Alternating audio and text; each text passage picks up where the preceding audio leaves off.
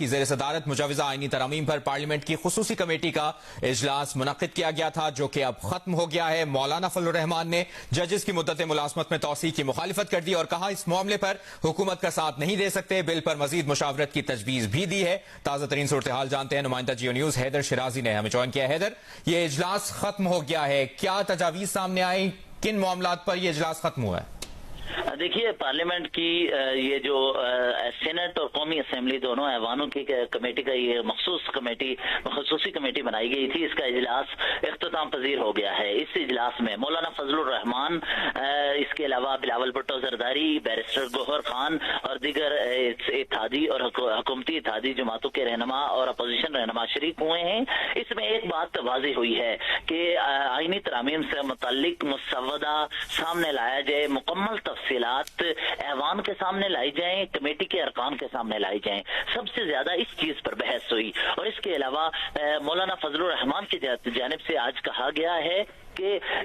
تمام ایوان میں موجود جماعتوں کو اتفاق رائے پیدا کرتے ہوئے ہی آئینی ترمیم کی طرف لے جانا چاہیے۔ انہوں نے اس بات پر زور دیا، اور میڈیا سے گفتگو کرتے ہوئے بلاول بھٹو زرداری نے بھی اس بات کا ذکر کیا کہ مولانا فضل الرحمان نے آج جو گفتگو کی وہ یہ چاہتے تھے کہ تمام اپوزیشن اور حکومت کی جماعتیں مل کر کنسنسس ڈیولپ کریں، اتحاد کے لیے اتفاق رائے پیدا کرتے ہوئے آئینی ترامیم کی طرف بڑھیں۔ اور مولانا فضل الرحمان نے جب اتفاق رائے کی بات کی تو اسی سلسلے میں ہم نے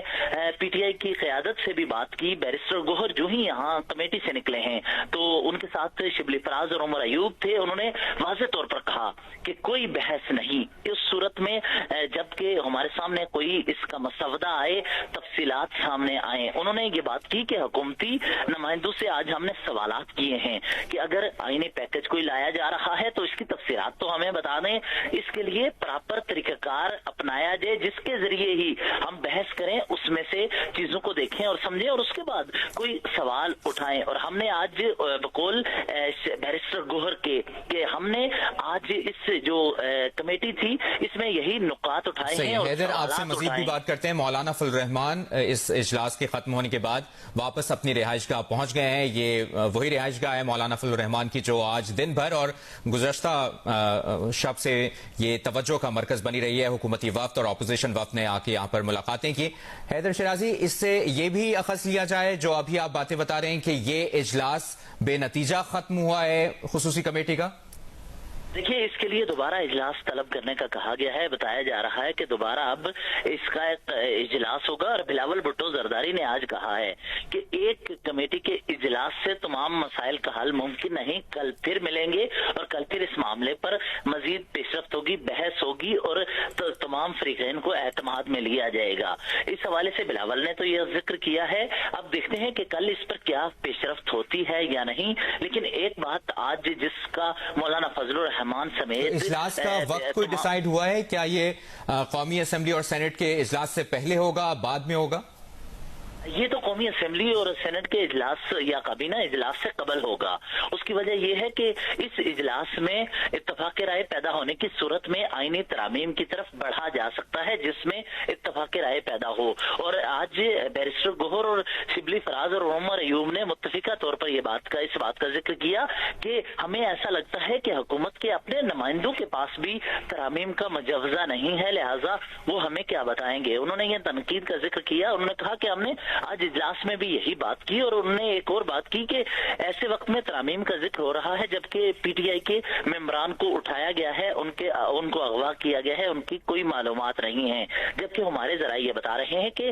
یہ اجلاس میں مشروط رضامندی کا بھی ذکر ہوا۔ وہ مشروط رضامندی کا مطلب یہ بتایا جا رہا ہے، ہمارے ذرائع اس کو اس تناظر میں دیکھ رہے ہیں اور یہ بتا رہے ہیں کہ پہلے بل کے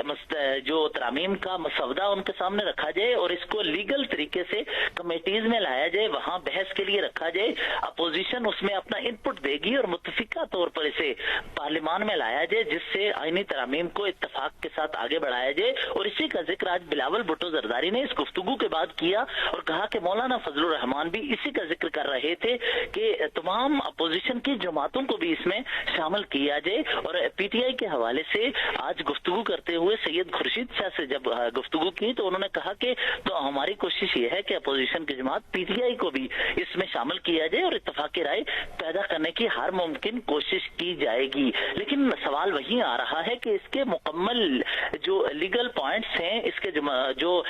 ترامیم کے متعلق مسودے کے پوائنٹ ہیں وہ کلیئر چونکہ نہیں ہیں, تو ڈیبیٹ اتنی کھل کر اس حوالے سے نہیں ہو سکی. اور حیدر یہ بھی کہے گا کہ پی ٹی آئی ارکان کی جانب سے کیا موقف اپنایا گیا؟ پی ٹی آئی ارکان کچھ پر امید نظر آئے آئینی ترمیم کو لے کے؟ دیکھیے پی ٹی آئی ارکان تنقید کا نشانہ ضرور بنا رہے ہیں. انہوں نے کہا ہے کہ اس ترمیم سے متعلق جب ہم نے سوالات اٹھائے تو ان کی حکومتی نمائندوں کی جانب سے اس پر کچھ واضح اور تسلی بخش جواب نہیں تھے, اور انہوں نے سب سے پہلے کہ آئینی ترمیم کا مسودہ جو ہمارے پاس ہے وہ بھی ہمیں نہیں بتایا, یعنی ان کی حکومت کے پاس اگر کوئی ہے تو وہ بھی نہیں بتایا, تو ہم کیسے پھر اس زبانی باتوں پر اعتماد کریں اور زبانی باتوں کے ذریعے ہی اتفاق رائے پیدا کریں. اس کے لیے کچھ عملی طور پر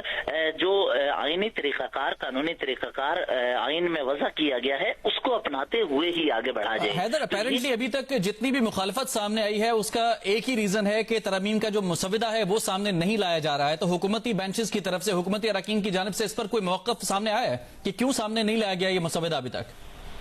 دیکھیے اس حوالے سے آج ہماری خواجہ آصف سے بھی بات ہوئی, اس کے علاوہ حکومت کے نمائندوں سے بھی بات ہوئی. ان کی جانب سے کہا گیا ہے کہ یہ ایک کانسٹیٹیوشنل پیکج ہے جس میں مختلف چیزیں ہیں. ذرائع کی بنیاد پر, ذرائع سے ہمارے سامنے جو خبریں آ رہی ہیں وہی چیزیں بتائی جا رہی ہیں کہ ایک تو جو آئینی عدالت ہے اور دیگر چیزیں ہیں, لیکن اس پر حکومت کے بینچز کی جانب سے بھی جو کہ واضح موقف آنا چاہیے یا پھر